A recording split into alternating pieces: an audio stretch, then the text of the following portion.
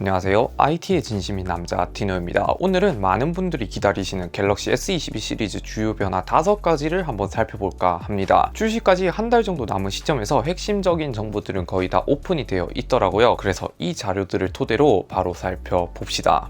첫 번째 주요 포인트는 디자인입니다. 이거는 많은 분들이 아실 텐데 S22와 S22 플러스는 전작 S21 폼팩터인 컨투어 컷 디자인을 적용해서 전작과 비슷한 느낌으로 출시될 예정이고, 많은 분들이 관심사인 S22 울트라는 노트의 명백을 이어받아 노트와 비슷하게 각진 모습과 펜을 탑재해서 출시될 예정이에요. 그렇기 때문에 일반 S22 디자인과 S22 울트라 디자인이 서로 다른 폰인 것처럼 출시될 예정입니다. 저같이 각진 디자인을 좋아하는 사람들에게 상당히 희소식이지 않나 생각이 됩니다. 그런데 디자인은 어느 정도 인정을 하지만 악명 높은 후면 급 나누기 일반 모델은 글라스틱이 들어간다는 이슈가 있었는데, 다행히 최근 소식으로는 S22 시리즈 전부 다 글라스 소재를 탑재할 가능성이 상당히 유력하다고 합니다.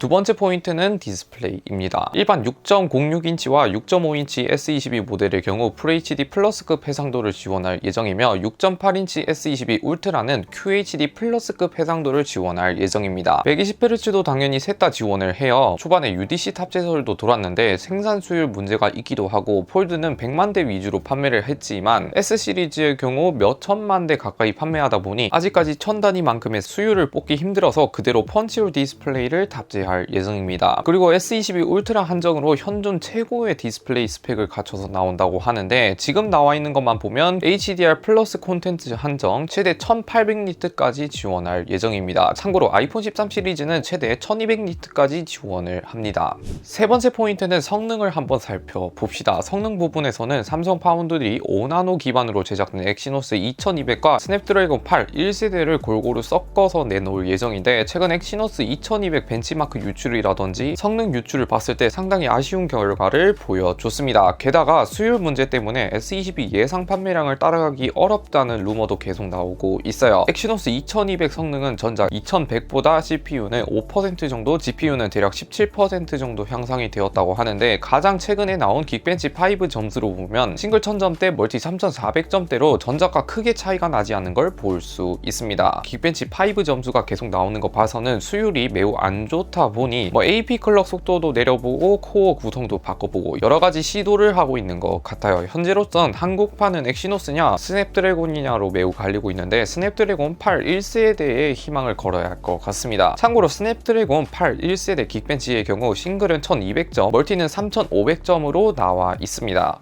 네 번째 포인트는 출시일이죠. 출시일은 정확하게 나온 일정이 없지만 루머마다 여러 개로 갈리더라고요. 원래라면 1월에 공개 예정이었지만 요즘 반도체 공급이 원활하지 못하다 보니 예정보다 한 달 정도 미뤄진 2월에 공개될 가능성이 높습니다. 만약 2월 중반쯤에 발표가 된다면 늦으면 3월 초쯤에야 받아볼 수 있을 것 같아요. 이게 이렇게 늦춰지는 이유 중에 하나가 8월 달에 출시한 Z 플립 3만 봐도 얼마 안 돼서 대기 수요가 한 달 넘게 미뤄진 거 볼 때 넉넉하게 뒤로 미뤄두는 것도 괜찮은 것 같습니다.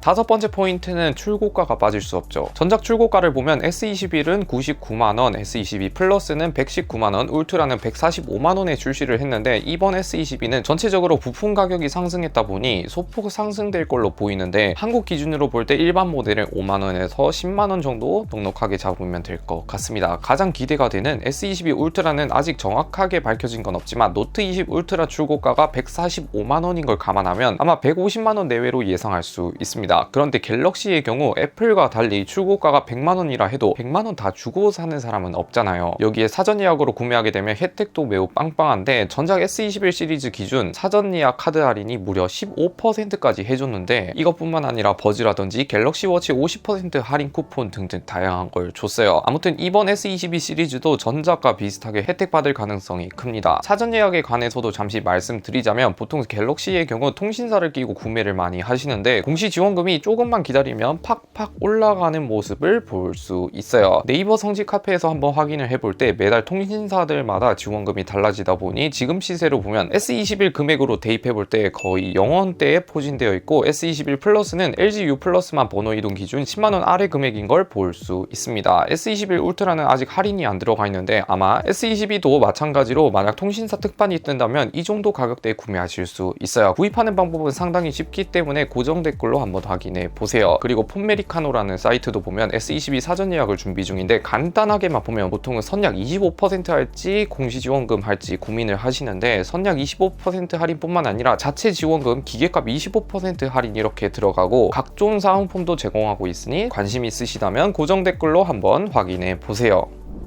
이렇게 갤럭시 S22 주요 변화 5가지를 간단하게 살펴봤어요. 개인적으로 칩셋만 스냅드래곤으로 바꾼다면 분명 잘 팔리지 않을까 예상이 되네요. 앞으로도 괜찮은 소식이나 핵심 유출이 나온다면 추가적으로 영상을 제작해서 여러분들께 알려드릴게요. 오늘 영상 여기까지 시청해주셔서 감사드리고요. 영상 마음에 드셨다면 구독, 좋아요 한 번씩 눌러주시면 매우 감사드립니다. 안녕히 계세요.